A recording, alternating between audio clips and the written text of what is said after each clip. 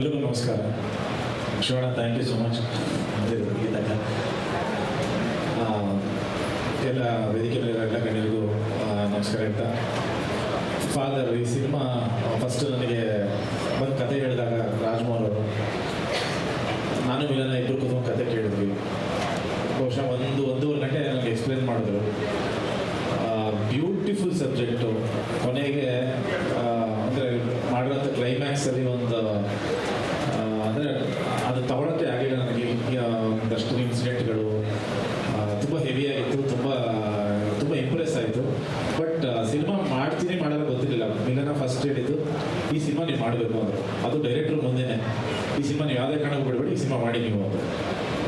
ಯಾಕಂದರೆ ಜನರಲಿ ಒಂದು 2 ದಿನ ಬಿಟ್ಟು ಹೇಳ್ತೀವಿ ಅಂತ ಹೇಳೋದು ಅದೊಂದು ವಾಡಿಕೆ ಇರುತ್ತೆ. ಸರಿ, ಆಮೇಲೆ ಫೋನ್ ಮಾಡಿ ಹೇಳ್ತೀವಿ, ಇನ್ನೊಂದು ಹೇಳ್ತೀವಿ, ಆ ಥರದ್ದು ಒಂದು ವಾಡಿಕೆ ಇರುತ್ತೆ. ಬಟ್ ಇಮ್ಮಿಡಿಯೇಟ್ ಇಲ್ಲ, ಈ ಸಿನಿಮಾ ನೀವು ಮಾಡಿ, ತುಂಬ ಚೆನ್ನಾಗಿದೆ ಅಂತ.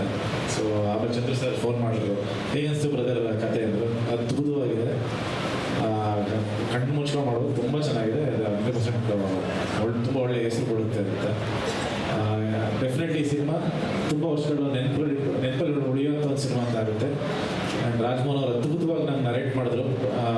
ಅವರು ಡೆಫಿನೆಟ್ಲಿ ಅದನ್ನು ಸ್ಕ್ರೀನ್ ಮೇಲೆ ತಂದೆ ತರ್ತಾರೆ. ಶಿವಣ್ಣ ಸರ್ ಆಗಲೇ ಹೇಳಿದ್ರು, ಅವ್ರಿಗೆ ತುಂಬ ದೊಡ್ಡ ಭವಿಷ್ಯ ಇದೆ ಅವ್ರಿಗೆ ಅಂತ.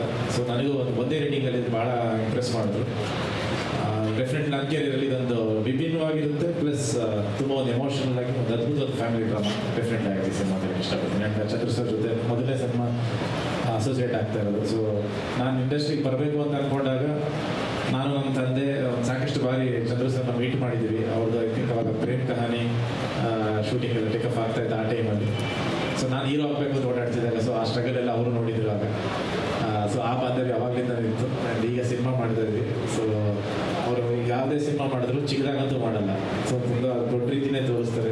ಪ್ರಮೋಷನ್ಸ್ ಆಗೋದು ಪ್ರತಿಯೊಂದು. ಈ ಸಿನಿಮಾ ಅದೇ ರೀತಿ ಪ್ಯಾನ್ ಇಂಡಿಯಾ ಮಾಡ್ತಾ ಇದ್ದಾರೆ. ಸೊ ಪ್ಯಾನ್ ಇಂಡಿಯಾ ರೀಚ್ ಮಾಡ್ತಾರೆ. ಸೊ ನಮ್ಮದು ಮೊದಲನೇ ಹೆಜ್ಜೆ ಈಗ ಪ್ಯಾನ್ ಇಂಡಿಯಾ ಚಂದ್ರ ಸರ್ ಕಡೆಯಿಂದ.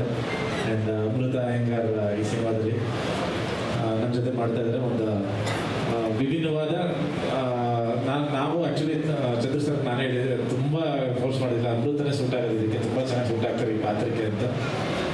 ಅದು ತೆರೆ ಮೇಲೆ ನೋಡಿದಾಗ ಗೊತ್ತಾಗುತ್ತೆ ಯಾಕೆ. ಸೊ ಇನ್ನು ಗೊತ್ತಿಲ್ಲ ಕತೆ ಬಗ್ಗೆ ಎಷ್ಟು ಬಿಟ್ಕೊಡ್ಬೋದು ಅಂತ. ನಾನು ಇಲ್ಲಿಗೆ ನಿಲ್ಲಿಸ್ತೀನಿ, ಜಾಸ್ತಿ ಹೇಳಿದ್ರೆ ಆಮೇಲೆ ಸ್ವಲ್ಪ ಕತೆ ಬಿಟ್ಕೊಟ್ರೆ ಕಷ್ಟ ಆಗುತ್ತೆ. ಥ್ಯಾಂಕ್ ಯು ಸೊ ಮಚ್ ಎಲ್ಲರಿಗೂ. Thank you. ಎಲ್ಲರಿಗೂ ನಮಸ್ಕಾರ.